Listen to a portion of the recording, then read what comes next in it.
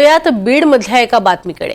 बीड जिल्ह्यातील 13 सरपंच आणि 418 सदस्यांना जिल्हाधिकाऱ्यांचा दणका बसलाय।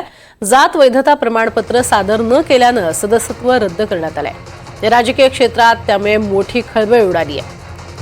बीड जिल्ह्यातल्या 13 सरपंच आणि 418 सदस्यांना जिल्हाधिकाऱ्यांनी हा दणका दिलाय। जात वैधता प्रमाणपत्र सादर केलेलं नाही आणि म्हणून त्यांचं सदस्यत्वच रद्द करण्यात आलंय। अधिक माहिती घेऊया स्वानंद पाटील आमचे प्रतिनिधी आपल्या सोबत आहेत। स्वानंद, काय अधिक माहिती?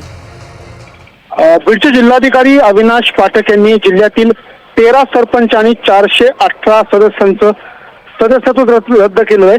कारण निवडणुकीनंतर 12 महिने त्यांना जात वैधता प्रमाणपत्र सादर करण्याचे आदेश होते, मात्र ते न केल्या गेल्यामुळे हे आता यांचं सदस्यत्व धोक्यात आलेलं आहे। जिल्हाधिकारी अविनाश पाठक यांनी आष्टी, अंबाजोगाई, वडवणी, पाटोदा, माजलगाव, केज आणि धारूर तालुक्यातील 13 सरपंच आणि 413 ग्रामपंचायतचे सदस्यांचं थेट रद्द केलेलं दिसून आलं। प्रज्ञा, नक्कीच तुर्तास धन्यवाद या संपूर्ण माहितीसाठी स्वानंद।